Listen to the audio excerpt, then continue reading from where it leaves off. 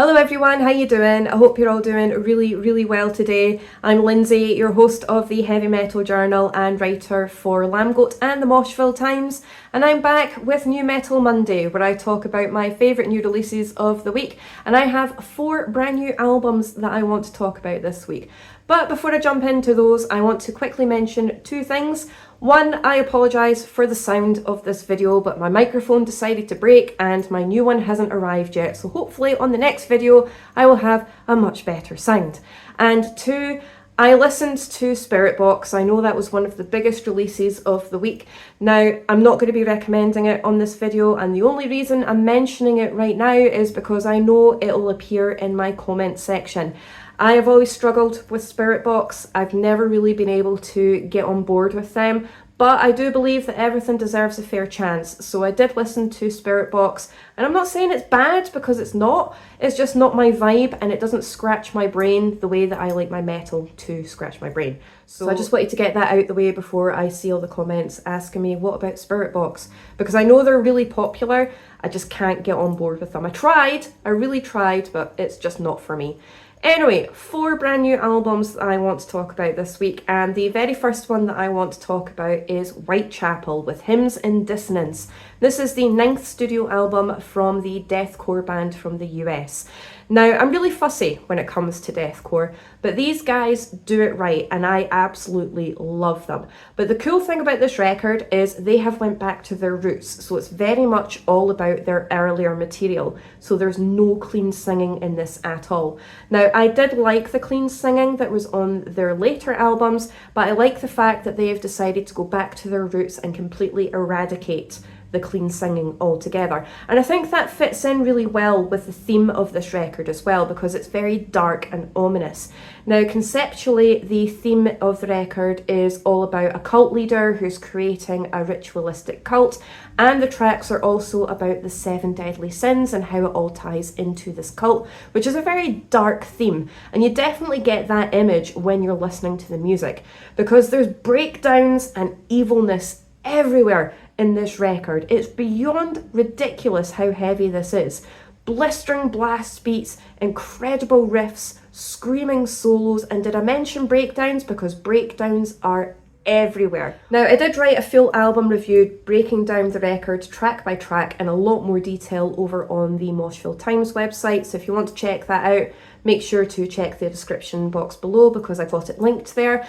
And I also had the opportunity to speak with one of the guitarists and founding members, Zach Householder. So we talk about the new album and everything metal. But for some reason, YouTube decided to bury it. It did not like the fact that I had posted this video, and the algorithm decided to bury it. So I'll make sure it's linked up here somewhere so you can go check that out after this week's video, of course.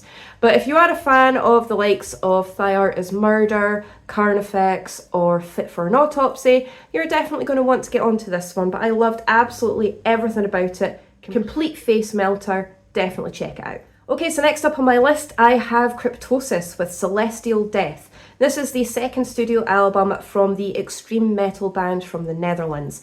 Now, I absolutely loved everything about this record, and they incorporate everything. So you've got black metal, death metal, progressive moments, and really cool melodic moments, but heavier on the melodic side of things.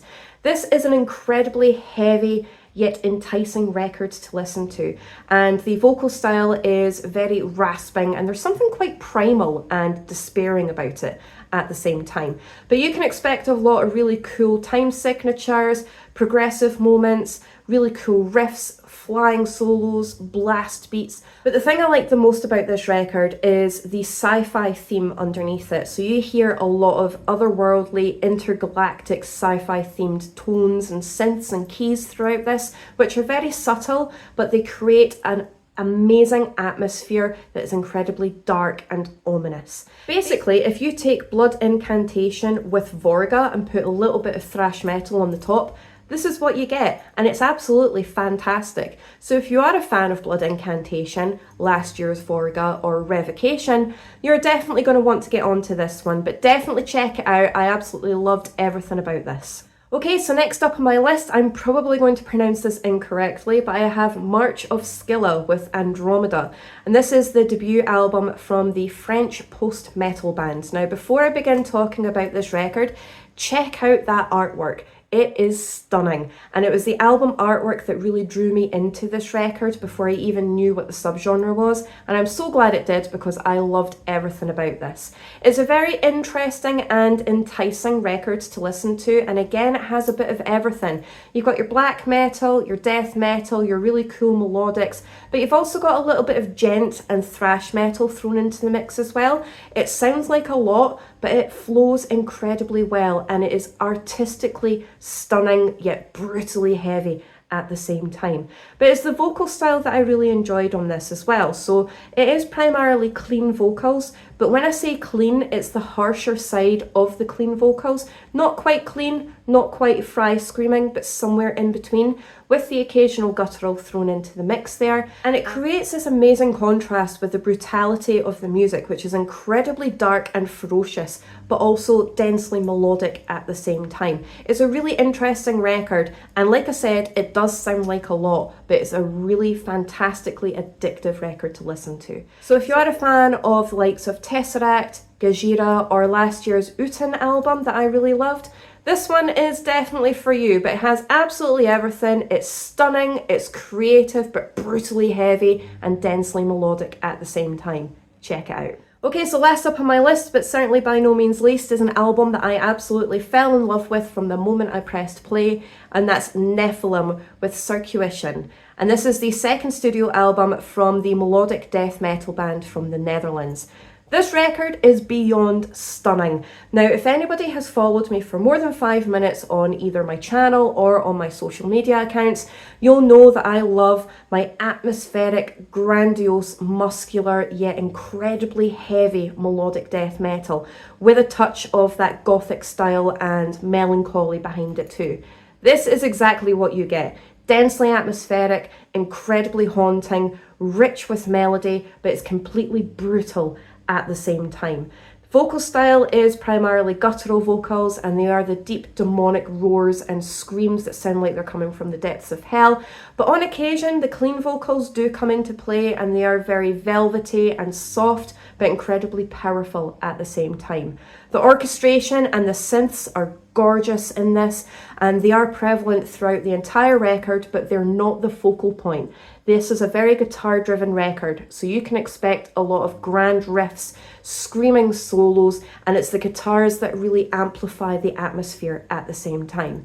So if you are a fan of the likes of Insomnium, or last week's Defiled Serenity that I recommended, or a little bit of Winter Sun thrown into the mix too, this one is definitely for you, but I loved everything about it. Don't sleep on this, absolutely fantastic. And that's it for this week's New Metal Monday. Once again, comment down below to let me know what you think of today's records. And if you have any of your own recommendations, please let me know and I will get them added to my list.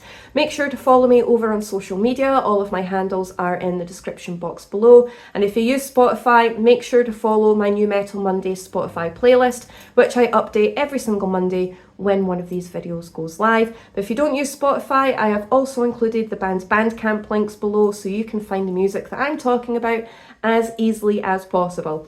Make sure to follow Lambgoat and Moshville Times to see a lot of my in-depth writing. I have just published an article on Lambgoat's website where I listed all of the albums that I listened to throughout February of this year, some of which that featured on this channel, a lot of them did not, so definitely go and check that out if you're still looking for something new. Thank you so much for all of your support. I really do appreciate it as always, and I will see you very soon in my next video.